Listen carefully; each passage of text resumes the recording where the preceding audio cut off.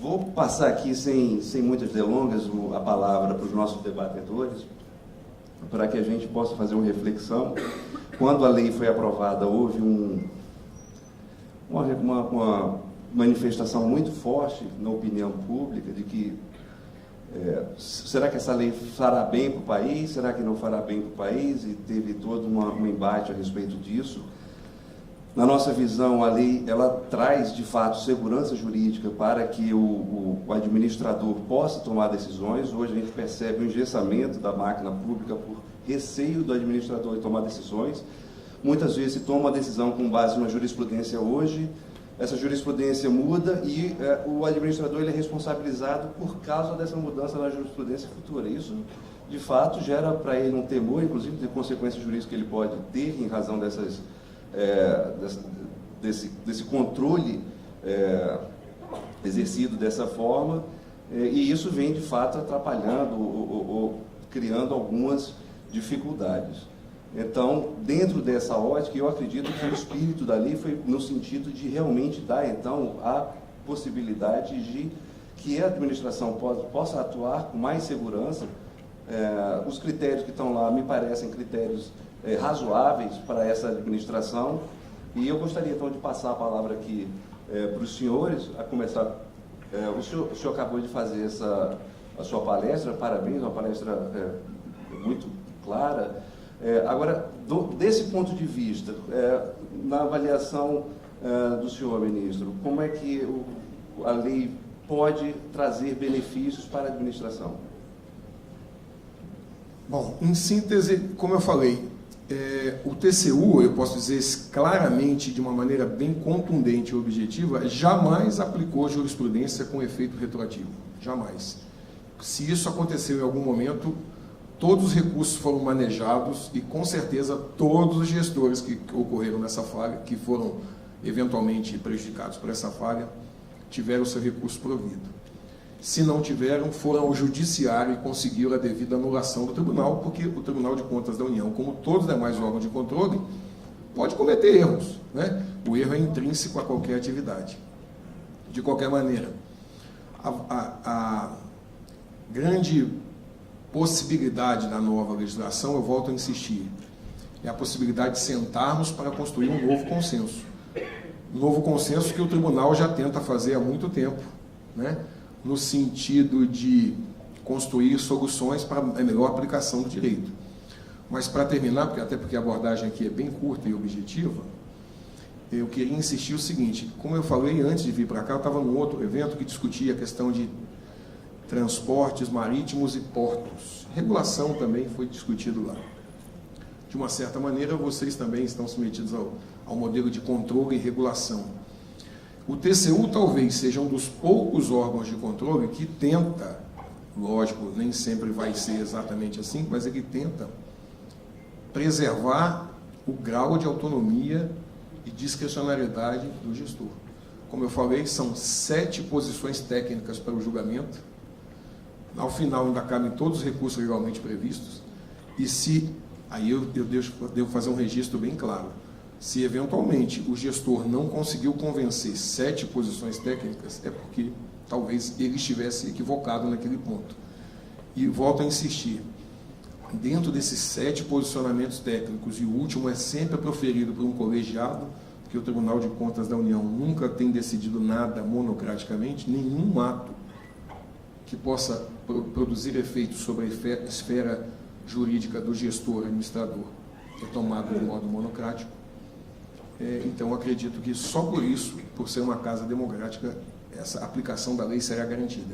Ela é bem-vinda, sim, pelos órgãos de controle, a exemplo do TCU, que represento aqui, e acredito que a maior virtude vai ser prosseguirmos num debate para construir o consenso, a exemplo do consenso na regulação. Hoje de manhã o debate era o seguinte, um ponto até bem questionado: se quando uma agência reguladora produz o seu poder regulador, se ela interfere no poder legislativo. Eu estava lá como representante do TCU, eu fui o único que disse que não, que o poder regulador deve ser exercido com um certo grau de autonomia. E até citei um exemplo. porque um dos debatedores comentava: sem lei a agência reguladora não pode aplicar as suas sanções, as suas atividades de regulação. Eu até mostrei o seguinte: primeiro, que a lei pode inovar no mundo jurídico, criando obrigações e direitos, mas a agência reguladora ela não vai inovar no mundo jurídico, ela vai criar restrições e prerrogativas para, por exemplo, o concessionário, ou, por exemplo, a atividade econômica. E um detalhe mais interessante, que lá de manhã eu fiz questão de pontuar e volto a insistir aqui. Quando eu fiz essa defesa, eu não fiz o meu nome, eu fiz um nome, de uma maneira geral, do Tribunal de Contas da União. Cabe sim à agência reguladora ter uma esfera de discricionariedade, e ela impacta inclusive na área de vocês, por exemplo, no debate na área de telecomunicações, entre tantas outras áreas. Por quê? Porque o nível de discricionariedade técnica tem sido sempre preservado pelo TCU e continuará sendo a partir da norma. Com uma exceção: se for observado que, em vez de discricionariedade técnica na busca do interesse público, foi um desvio de finalidade, com eventual abuso, com busca de interesses pessoais, o tribunal, assim como todos os demais órgãos de controle, não se furtará a cumprir a sua missão. É mais ou menos isso aí. Agradeço a oportunidade e reitero as posições. Nós é que agradecemos. Essa atuação discricionária da Anatel, de fato, gera bastante consequências para o setor, bastante. Agora, do ponto de vista da Anatel, a Anatel ela tem o dever constitucional de gerar eficiência no setor de telecomunicação. Sua regulação tem que gerar eficiência na modicidade tarifária, no serviço adequado, e muitas vezes esse interesse público não é o interesse público da arrecadação. Os órgãos de controle, por exemplo, o TCU, ele, por sua natureza, ele está sempre com esse enfoque na arrecadação, e muitas vezes pode haver uma aparente contradição se você não privilegiar a arrecadação e sim aqueles interesses públicos que estão ali previstos para a Anatel, que são esses da tarifária, de melhores preços, serviços. A lei ajuda para a Anatel nessa condução desses temas? Boa tarde a todos. Queria saudar todos os debatedores, na pessoa aqui do ministro André, e fazer uma saudação especial ao colega debatedor Jacinto Arruda da Câmara, que o destino nos colocou na mesma mesa de debate, né? Foi uma grata surpresa. E saudar todos os presentes que estão aqui nos acompanhando. Se eu fosse responder essa pergunta de forma lacônica e sintética, eu diria que não. Porque, já motivando, seguindo já o espírito da lei, né, dessa lei, que é exatamente trazer mais transparência, eu acho que a principal motivação, além da segurança jurídica, é trazer um pouco de consequencialismo, né, para a atividade regulatória, para a atividade administrativa, digamos assim. Mas a lei, eu acho que, na verdade, ela, se não for tratada a sua interpretação, e aí entramos nas regras clássicas de hermenêutica, se ela não for tratada com muita cautela, se nós analisarmos essa lei em primeiro momento e seguindo a regra primária, né, sempre a primeira forma de interpretação, que é a interpretação literal, a impressão que nós temos é que a lei vai induzir a uma completa paralisia da administração pública. Porque no momento em que a lei ela traz uma obrigação para o gestor e aí vem a questão também dos valores jurídicos abstratos. Eu não sei exatamente o que é que se quis dizer com isso. Se são conceitos jurídicos abstratos, princípios jurídicos abstratos, o que é que exatamente se quis dizer com essa expressão. Mas quando se faz essa vedação e se exige do administrador que preveja todas as consequências para os seus atos, e vai mais além, entre tudo aquilo que for possível, entre as soluções que forem possíveis. Ou seja, eu tenho tanto a obrigação do administrador de prever todas as soluções para aquele problema, e além das soluções, as consequências que essas soluções terão. Imagine isso no mercado de telecomunicações. Colocar na motivação e usar isso como motivação. Ou nós teremos um inchamento da administração pública como um todo, Pô, nós vamos ter que interpretar essa lei com muita parcimônia, porque senão ela vai induzir uma paralisia. E aí vai depender muito, e aí, ministro, me permita, da posição dos órgãos de controle. Porque, efetivamente, se os órgãos de controle passarem a exigir isso do administrador, sem dúvida nenhuma, é o pior cenário é o que nós vamos ter, essa paralisia administrativa. Com relação eu inclusive recebia algumas mensagens de colegas juízes, né? Eu tive passei 4 anos no Conselho Nacional de Justiça, e eles me perguntavam, olha, e citavam exatamente a questão dos valores abstratos. Eu não sei mais como decidir, porque eu tenho que prever no mundo jurídico todas as soluções possíveis, as consequências, e escolher uma no final como conteúdo decisório, como dispositivo. Quer dizer, imagina exigir isso de um juiz de uma comarca que tem milhares de processos aguardando sentença, ou de um ministro de um tribunal superior, para ir mais além, que recebe no seu gabinete 17 mil processos para julgar em um ano. É completamente impraticável. Então, a interpretação que eu fiz primária dessa lei foi a pior possível. E o que vai acontecer na prática, me permitam, já que a lei mais parece uma lei voltada a regular o mercado de futurologia e esoterismo, né, nesse sentido, do que propriamente o mundo real, é que o que vai acontecer é que o Poder Judiciário e a magistratura vai continuar funcionando do jeito que funciona hoje. Daqui a 10 anos, essa lei não vai ser aplicada para o Poder Judiciário. Por quê? Porque o Poder Judiciário e a magistratura possuem prerrogativas anteriores que permitem isso. A mesma coisa com o Tribunal de Contas da União, a mesma coisa com os demais órgãos de controle, como o Ministério Público. Eles têm prerrogativa para isso. Há muitos anos se diz, e é jurisprudência pacificada em Tribunal Superior, que o juiz não é obrigado a colocar na sua fundamentação todas as ações que estão trazidas pela parte nos seus recursos. Porque se ele tiver que fundamentar em cima de absolutamente tudo que é alegado, fica realmente impraticável a atividade judiciária. E resta saber, ao administrado, e aqui nós como agência fica essa preocupação, o que será exigido do gestor, do conselho diretor das agências reguladoras, aqui no caso a Anatel. Porque se for na linha do que está literalmente expresso no projeto, pode parar. A velocidade que a agência vai ter vai estar muito aquém do que o setor precisa.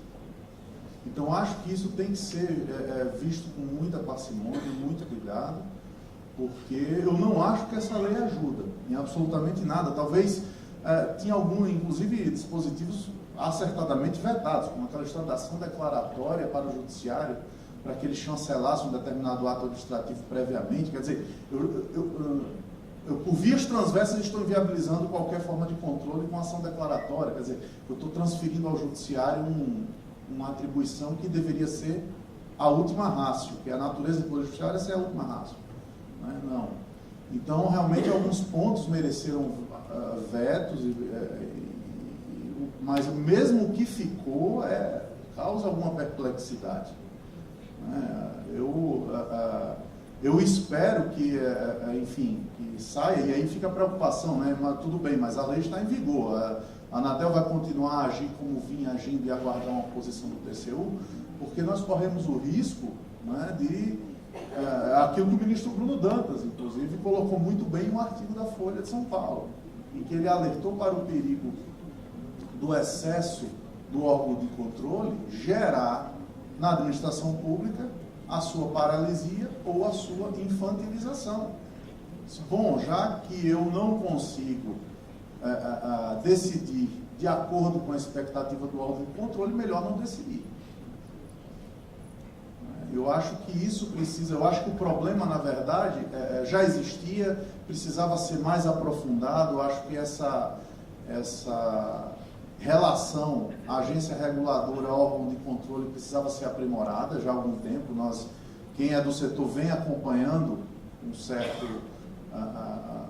uma certa dificuldade dessa relação com a órgão de controle e com a agência, mas é algo que é mais profundo, que já vem de muito mais tempo, já é anterior, e agora eu acho que essa lei só dificulta ainda mais a solução para esse problema. Então, a interpretação que eu faço, veja bem, né, a interpretação minha pessoal não é propriamente da agência, não falo em nome do conselho diretor. Perfeito. Né, mas pessoalmente eu vi da pior forma possível essa legislação. Eu queria aproveitar então essa sua deixa. A gente tem aqui o professor Jacinto e o professor Flávio, que trabalharam conceitualmente na elaboração da lei. Nós estamos ouvindo aqui, então, essas crises que até me pegam de surpresa, porque a expectativa que eu tinha era o contrário do que eu estou ouvindo aqui. Então, eu gostaria primeiro de passar a palavra para o senhor Jacinto e, na sequência, para o doutor Flávio, para que eles possam abordar essas questões que foram colocadas aqui pelo doutor Emanuel. Então, boa tarde. Primeiro, saudar a inteligência da organização do evento e botar um painel cheio de bacharel e advogado antes do almoço, né? Já na hora do almoço. Isso dá uma limitação natural à tendência a se alongar nas falas, né? Então, vou tentar ser conciso, como todos têm sido, apenas fazer uma inconfidência, essa saudação especial que o conselheiro Emanuel me fez, que eu o conheço desde que ele era garoto, fui colega de colégio do irmão dele, meus pais são amigos dos pais dele, enfim, nós somos conterrâneos de Natal, Rio Grande do Norte. Num painel desse tão seleto, ter 2 representantes de Natal, unidos pelo simples acaso, é uma coisa inacreditável, né? Eu não sabia que o conselheiro Emanuel faria parte desse painel. Ao ser convidado, ainda não havia confirmação de todos os nomes. Para mim foi uma satisfação muito grande, é a primeira vez que o vejo depois que ele assumiu o cargo e a função na agência, né?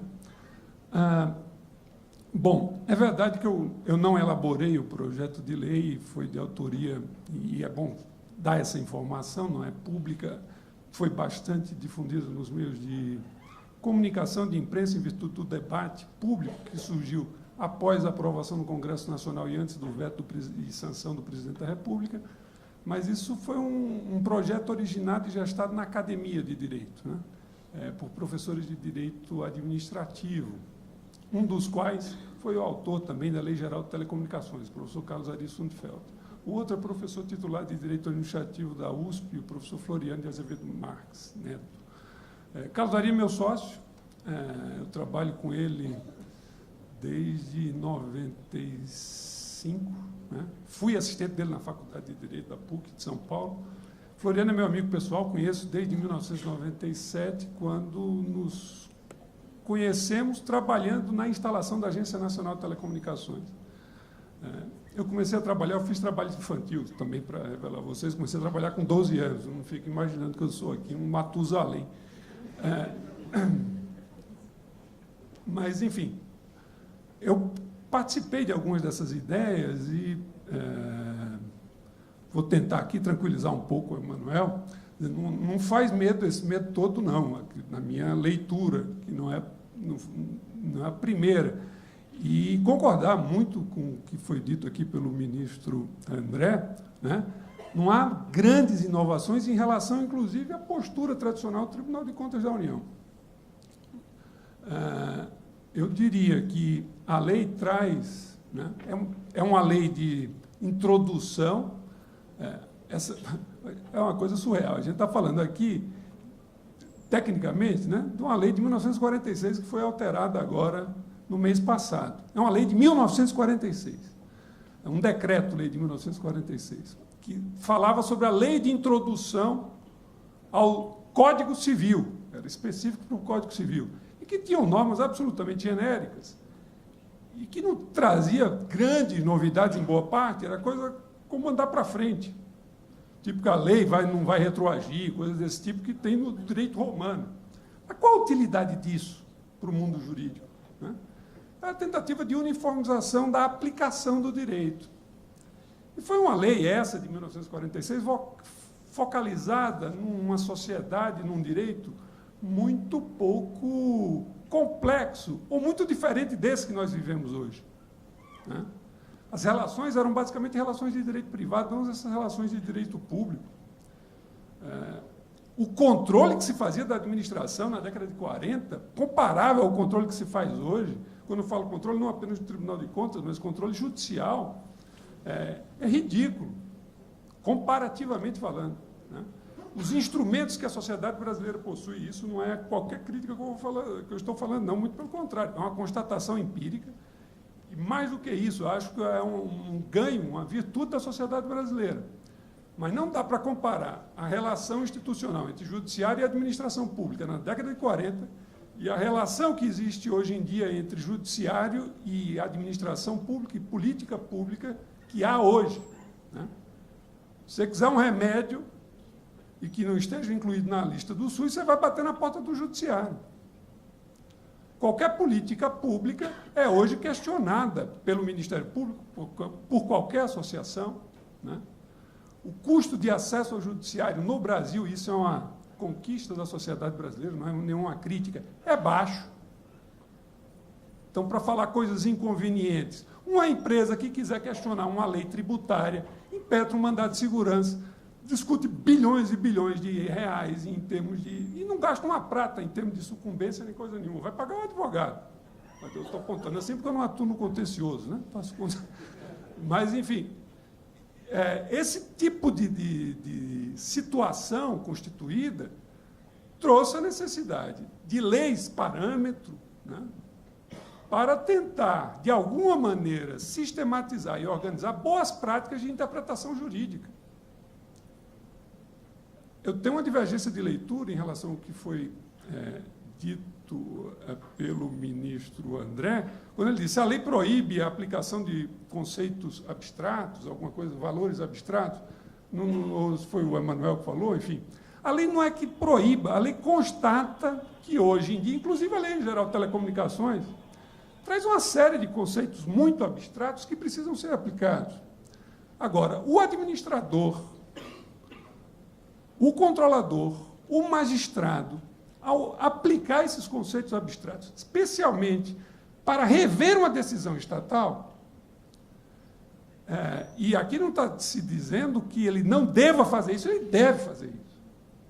Mas, ao fazer, ele assume um ônus, que é o ônus de analisar as consequências dessa intromissão, ou desse controle, ou dessa revisão. Então, vamos dar um exemplo aqui do setor de telecomunicações, para não transformar isso aqui numa fala estritamente jurídica, né? Tem um princípio que é o princípio da precaução. Isso é do direito ambiental, né? E o direito à saúde.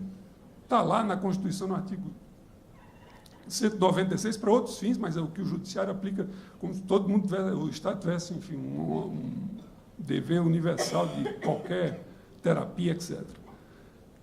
Antena de celular, que o Oscar estava falando aqui há pouco tempo.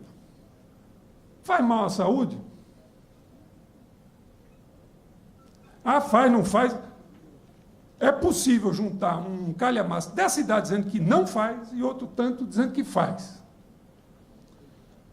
Nada impede um cidadão, um promotor, lá na comarca de Pacifica, no interior do Rio Grande do Norte, a entrar com ação judicial e obter uma ordem impedindo a instalação de antenas celulares lá em Pacifica. E o juiz ele tem atribuição para fazer essa avaliação e julgar esse valor abstrato e dizer, pelo princípio da precaução, eu quero proteger a população de Pacifica, aqui não vai ter uma antena de celular. Maravilha. Faça isso, pode fazer isso, o direito brasileiro caminhou para isso. Agora analise as consequências, meu amigo. Você está fazendo o quê com essa decisão? Né?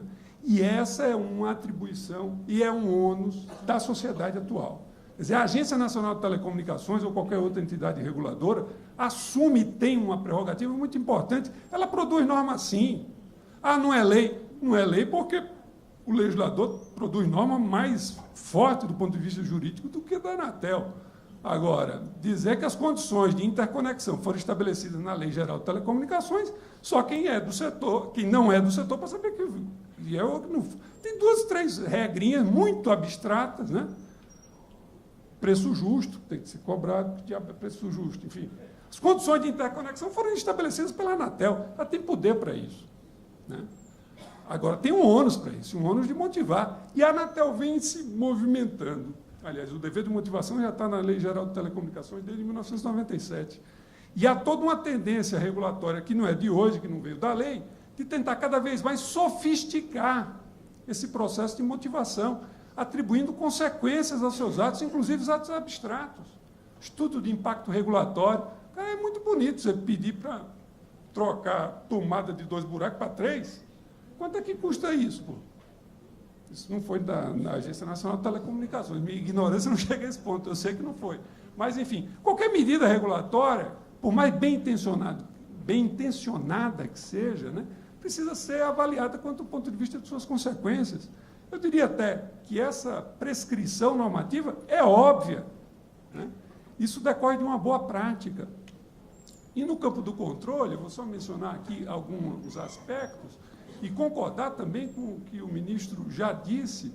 O Tribunal de Contas, ele tem jurisprudência já antiga.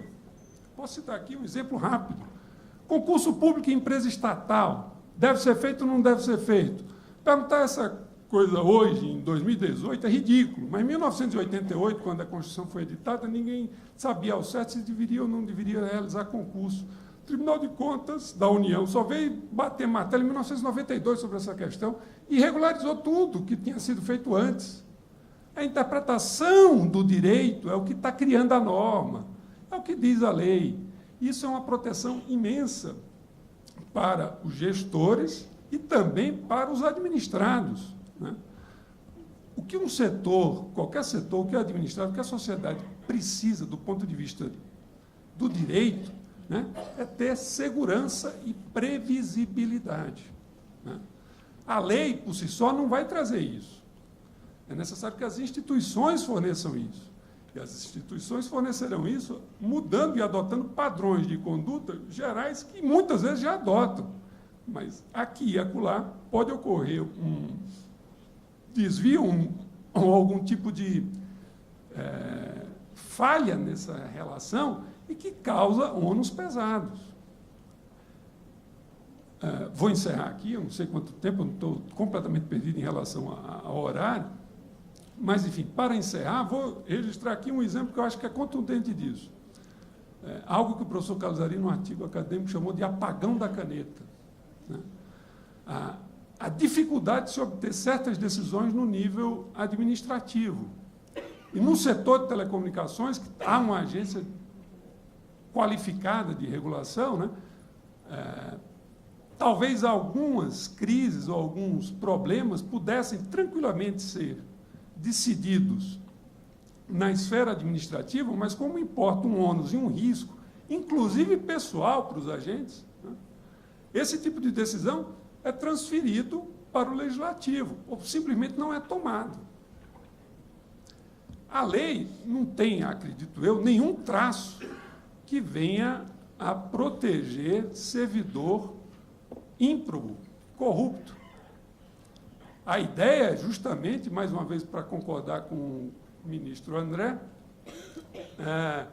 a lei é para proteger o gestor probo, que corre um risco, muitas vezes, parafraseando também o que foi dito, de que sua visão de bem comum não coincida com a visão de bem comum de um promotor, de um juiz, de um controlador.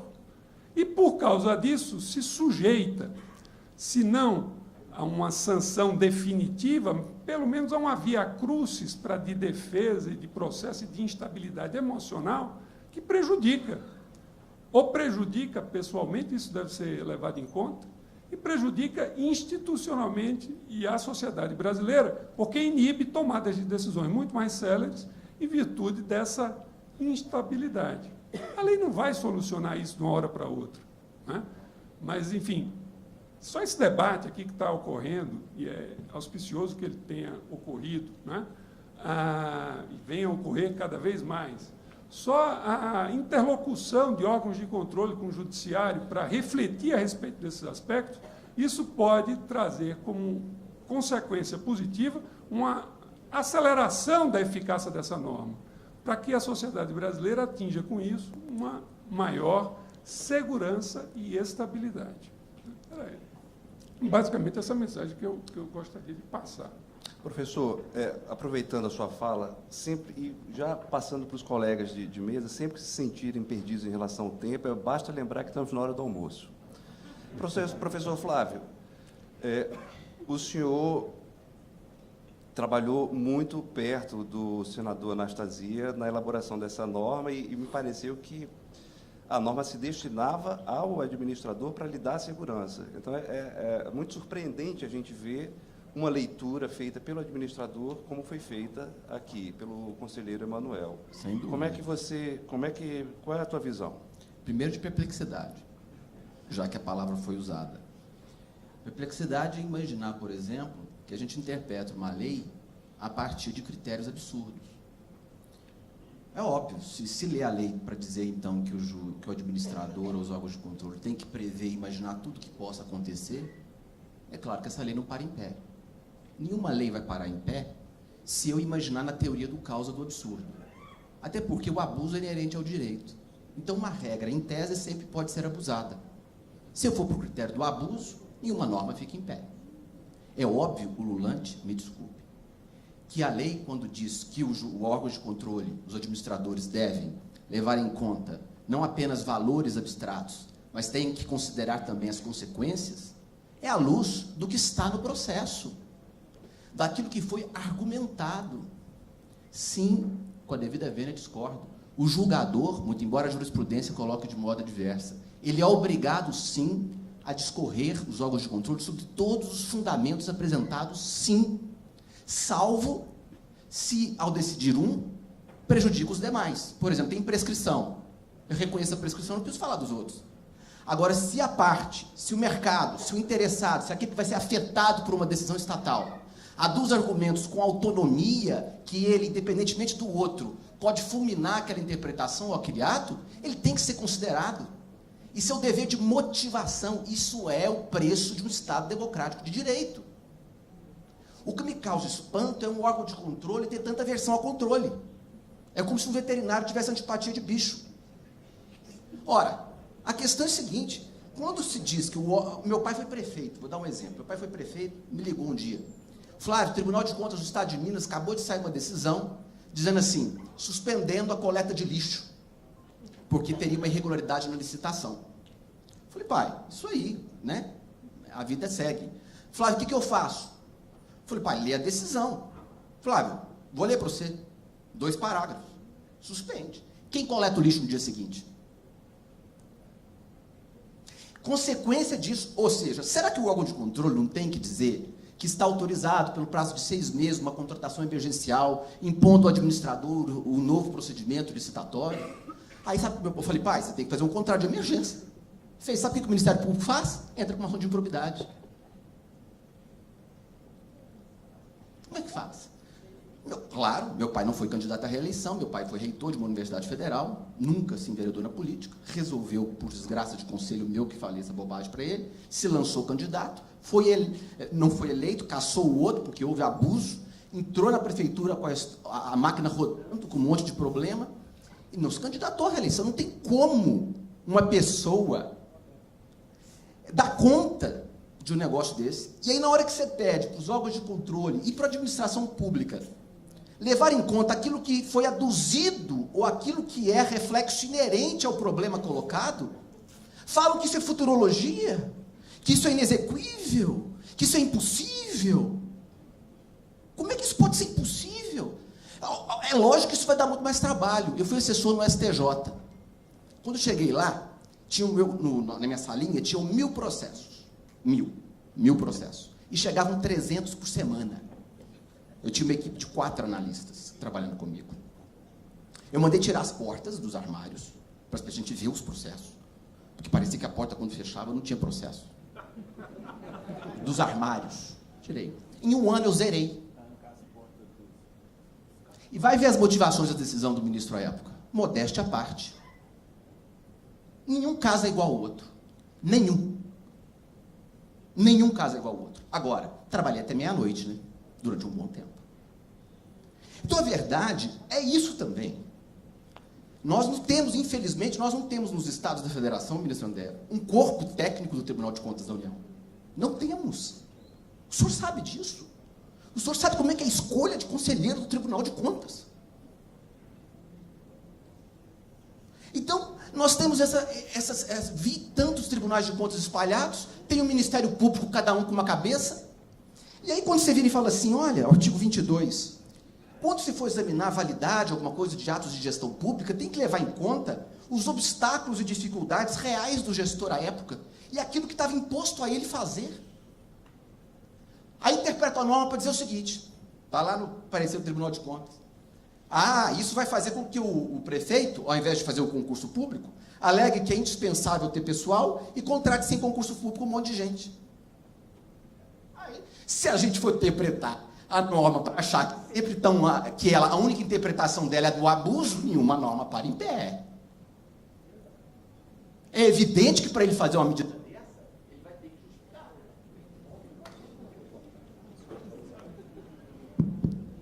Eu acho que é esse que é o ponto. A gente quer autoridade dos órgãos de conta, mas a gente quer responsabilidade. Autoridade sem responsabilidade não... É isso.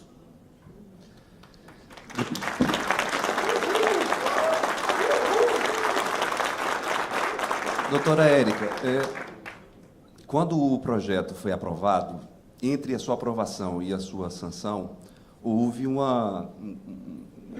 quase uma comoção em torno disso e vocês tiveram muita coragem de tocar diante daquela chuva de críticas, até alguns elogios menos, mas mais críticas. E vocês, qual é a visão de vocês, então, para ter seguido adiante? A visão com relação ao projeto foi uma visão positiva, né? Foi mais numa versão de construção de um novo diálogo. Acho que foi um clamor mesmo da sociedade, dos estados, dos municípios, não só do governo federal, mais de aumentar e melhorar o diálogo com os órgãos de controle. E aí não só o TCU, mas Ministério Público, e a gente brinca, a gente tem trabalhado na Casa Civil numa nova lógica de governança pública. E quem nos ensinou, quem foi construindo lá a sementinha foi o próprio TCU. E a gente aprende também, né, com os órgãos de controle, acho que é um processo construtivo. E o que a gente fez? No ano passado, a gente começou a discutir, e aí o presidente assinou o decreto 9.203 e enviou ao Congresso o projeto de lei 9.163, de 2017. E o que acontece? Esse projeto da governança pública, quando o TCU veio bater a porta e apresentando a lógica, falou assim, olha, tem muitos ministérios, muitos órgãos da administração que atuam com relação ao mesmo objeto, mas tem decisões conflitantes, orientações diferentes, a gente não sabe quem que é o responsável por determinada política, está faltando governança, está faltando uma coordenação nesse processo. E aí ali a gente percebeu que, realmente, de fato, a gente precisa trabalhar, mas a gente precisa trabalhar numa melhor governança pública, em novos princípios para governar, para a governança pública, mas dentro desses princípios a gente precisa também dar mais conforto ao gestor público.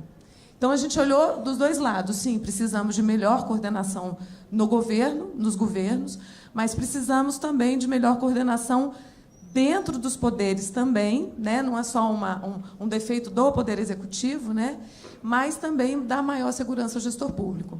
Então, por isso que a gente olhou o projeto de lei, então, discutido, e a lei agora aprovada, ela caminha junto com a lei das estatais, o decreto das estatais, o novo decreto de governança pública e o projeto de lei de governança pública. Se os senhores forem olhar o decreto de governança, ele vai ver o que a gente tentou fazer. A gente foi ver as melhores práticas da OCDE, né? Que a gente sempre é acusado de criar jabuticaba aqui, né? E aí a gente foi olhar lá fora e falou assim, bem, o que a gente tem como princípios da governança pública? E o primeiro deles é a capacidade de resposta. E aí a gente cai nesse problema aqui que o doutor Flávio falou. Muitas vezes a gente é premido, é cobrado por dar resposta, soluções tempestivas, inovadoras, mas a gente não tem condições, a gente tem dificuldades reais como gestor, que não nos permite dar a melhor resposta, a ideal, é a possível. E aí a gente tenta construir, tem trabalhado muito junto com os ministérios e as entidades vinculadas, e com os próprios, e passando, a partir do projeto de lei, essa lógica para os outros poderes e para os estados e municípios, de que a gente precisa também, a alta administração, ela precisa também dar esse conforto para o trabalho do dia a dia do gestor. Então, esse conforto não é passado só pelo Poder Executivo. A gente precisa provocar esse diálogo com os órgãos de controle. E aqui o professor Jacinto, o professor Flávio mencionaram aqui o papel do Ministério Público nisso, não só do TCU, mas uma colega do Ministério Público, um dia, falando sobre o projeto de governança e o PL da Segurança Jurídica, então PL da Segurança Jurídica, ela veio e falou, peraí, o que você está falando não está certo. A gente não pensa assim, porque o Ministério Público também tem visões diferentes. E a minha área pensa como a sua área, entende? Então, assim, a ideia da governança, da lógica, da manutenção da coerência no processo decisório, ele precisa permear não só a nossa atuação do Poder Executivo, mas também dos demais poderes. E aí, nesse ponto, a gente brinca, a gente tem conversado muito ali com os colegas do TCU para a construção dessa lógica da governança pública, a gente tem perguntado se a gente conhecesse de antemão as próprias determinações e recomendações, o plano de trabalho do Tribunal de Contas para o ano, a gente também teria talvez mais condições de dialogar melhor, para se organizar melhor também, em termos de executivo. E aí, senhores, assim, além da lógica do projeto da governança, eu queria chamar a atenção só uma coisa.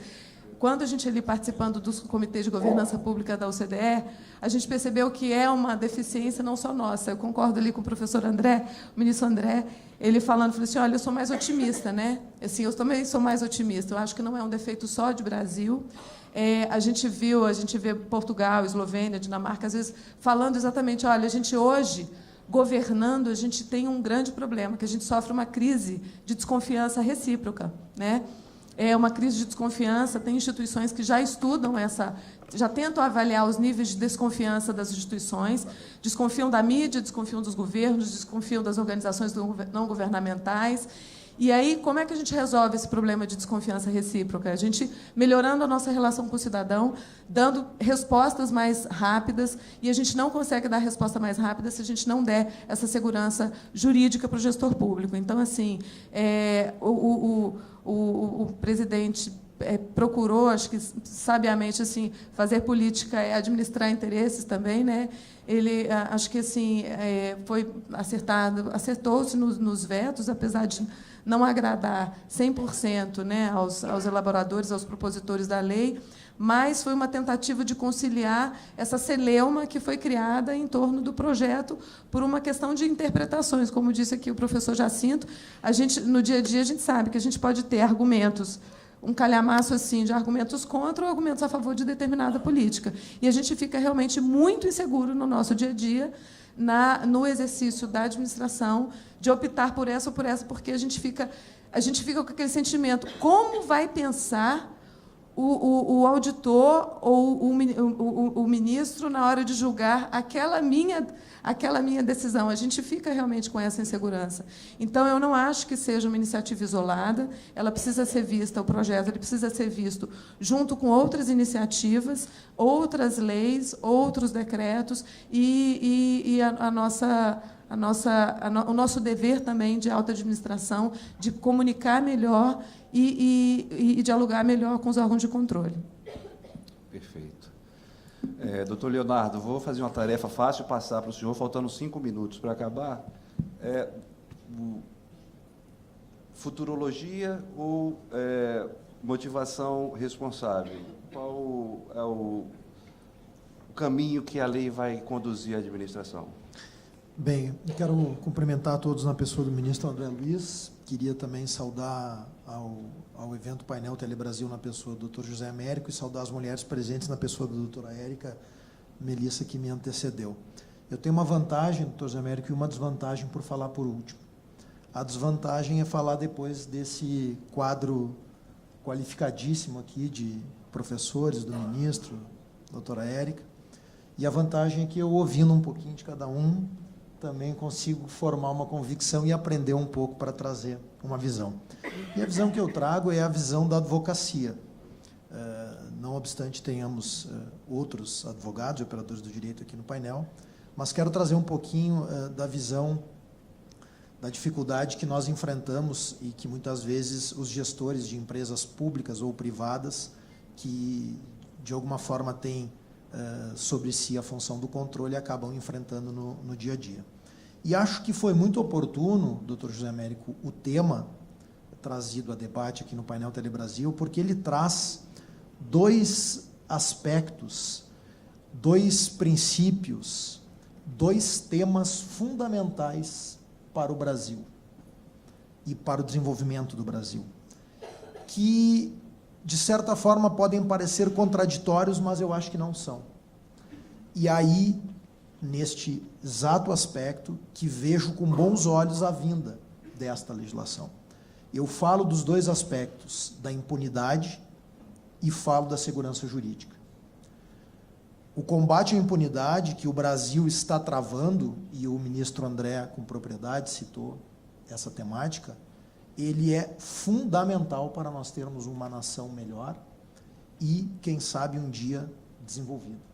Nós não podemos retroceder em nada no avanço de combate à corrupção que o Brasil teve e está tendo nos últimos anos, mercê do trabalho do controle, do Tribunal de Contas da União, do Ministério Público, do Poder Judiciário.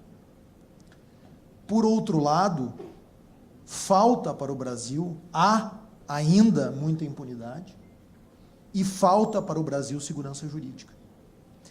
E vejam, doutor Zé Américo, que a segurança jurídica, ela acaba repercutindo também no combate à impunidade. Porque é a partir de um país que tem a segurança jurídica que nós vamos conseguir ter investimentos e empresas que sustentem esta pesada máquina estatal brasileira e que, em determinados setores, continuará sendo necessária que seja pesada. Por exemplo, para o combate à impunidade e à corrupção. E o pesada que eu digo não é no sentido ruim, é pesada porque nós poderemos e teremos que ter estruturas adequadas para combater a corrupção. Mas nós só teremos isso porque o Estado não vive de si. O Estado vive do desenvolvimento econômico, da geração de emprego, renda e tributos. A partir daí é que o Estado brasileiro vive. Acho até hoje o Estado brasileiro muito pesado, e esse é um tema que tem que ser discutido. Mas, para isso, nós precisamos de segurança jurídica. E segurança jurídica nós não temos verificado no Brasil. O direito brasileiro, e esse não é um fenômeno do Brasil, o direito brasileiro, que é de origem romano-germânica, e que tinha o positivismo jurídico como uma das suas marcas muito fortes, em razão da escola, ele hoje trabalha e se assenta já o que a doutrina vem chamando de um pós-positivismo.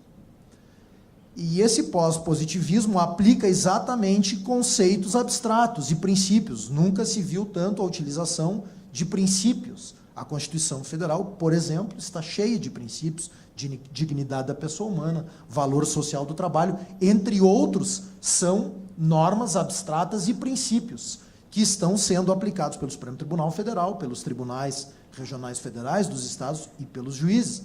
E o controle também aplica princípios. Então, eu penso que a lei ela vem em bom momento para estabelecer o debate que foi travado aqui. Ela pode ter as suas falhas, ela pode ter eventuais dificuldades, mas nós estabelecermos um debate sobre a necessidade de fundamentação melhor de determinadas decisões judiciais E aí eu vou me socorrer. O Flávio deu um exemplo, o professor Flávio deu o exemplo do pai dele, e nós lá no estado do Rio Grande do Sul, onde é o meu estado, onde fica o meu escritório de advocacia, nós tivemos uma Câmara chamada Câmara dos Prefeitos no Tribunal de Justiça. Essa Câmara foi tão dura no combate aos malfeitos, mas ela passou tanto do limite em determinados aspectos, fulminando, violando princípios e direitos, inclusive, que nós tivemos um período no Rio Grande do Sul que ninguém queria ser prefeito. E aí se afasta o bom homem público da vida pública, porque só vai concorrer a um determinado cargo público ou exercer um cargo público aquele que não tem nada a perder, se o controle passar do limite do razoável. E o limite do razoável é a aplicação estrita da lei.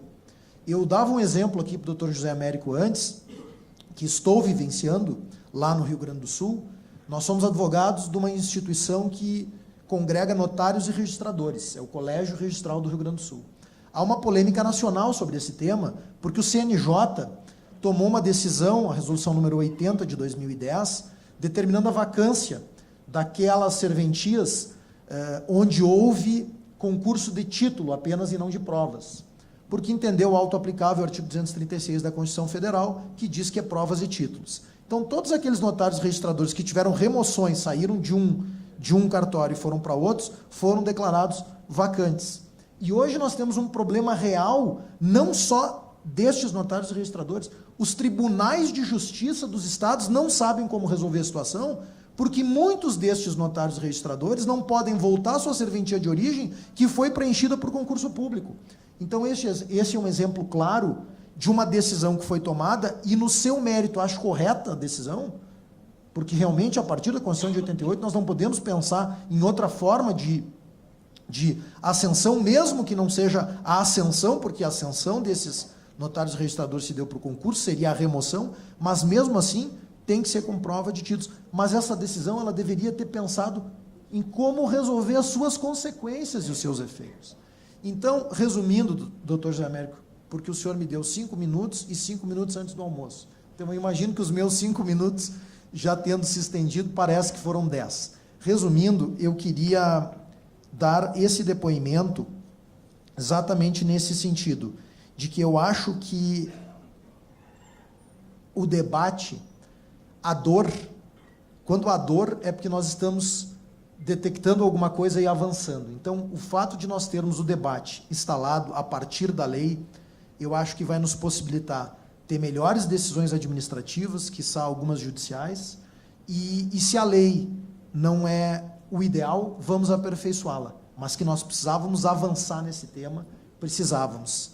Concluo usando uma frasezinha muito simples, que às vezes se usa no colégio, nas escolas, mas que se aplica muito bem a muitas coisas do que nós temos que fazer na vida. O feito é melhor do que perfeito. Então, a lei pode não estar perfeita, mas foi feita, está gerando debate, e o debate é profícuo, porque nós precisamos avançar em segurança jurídica no Brasil. Espero ter observado 5 minutos. Parabenizo mais uma vez pelo evento, pelo debate, e desejo um bom almoço a todos. Antes da gente concluir o debate, gostaria de passar para a palavra. É que, como é vedada a interpretação retroativa, né, e como é de praxe em todo seminário, o palestrante ele tem a possibilidade sempre de encerrar com as suas considerações finais. E, nesse ponto, eu gostaria de parabenizar o doutor Flávio, porque o que Sua Excelência disse ali é exatamente o que o tribunal pensa. O Tribunal de Contas da União jamais se furtou o controle, muito pelo contrário, ele apoia. Eu não sei se viu ao longo da minha palavra ali. O TCU vai aplicar essa norma e vai buscar o máximo de eficácia dela. A doutora Érica foi perfeita. Alguns pontos questionáveis foram vetados, felizmente. Mas é nesse ponto que eu queria reafirmar e parabenizar o professor Flávio. Lembrando muitíssimo a Sua Excelência que, na verdade, o veterinário não gosta de todo bicho. Ele tem especificação. Quem gosta de todo bicho é biólogo. E o TCU também tem essa vertente, né? Ele não gosta de todos os bichos. Ele tem a sua área de controle, que é o controle externo financeiro. Mas o TCU caminha na linha da manifestação do professor Flávio. Ele não reage ao controle, muito pelo contrário, vai aplicar a norma, separando o gestor de boa índole de má índole, como os outros palestrantes falaram. Agradeço muito a possibilidade de ter palestrado no início. Nós é que agradecemos. Então, a saudação especial a todos pela atenção. Obrigado. Olha, nós agradecemos aqui a participação de vocês. uma participação polarizada, mas com suas posições muito bem defendidas. Tenho certeza que nós estamos aqui com um conceito muito maior na cabeça das consequências da lei. Já estamos na hora do almoço, eu gostaria de convidá-los também para que venham almoçar conosco no pub aqui em cima, junto com os vice-presidentes, para a gente fazer uma confraternização, e encerramos assim a nossa...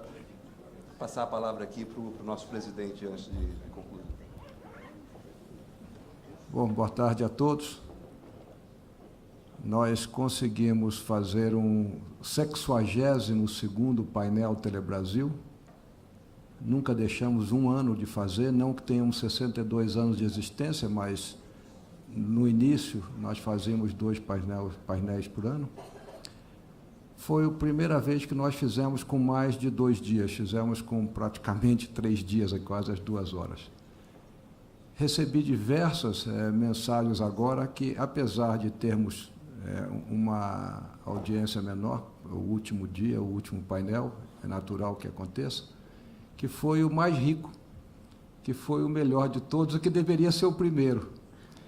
E nós temos procurado, dentro da Telebrasil, procurar aumentar a abrangência dos assuntos do que nós estamos nos envolvendo. E eu acho que esse feedback que nós recebemos é extremamente importante para que nós trilhemos esse caminho nos anos que seguem.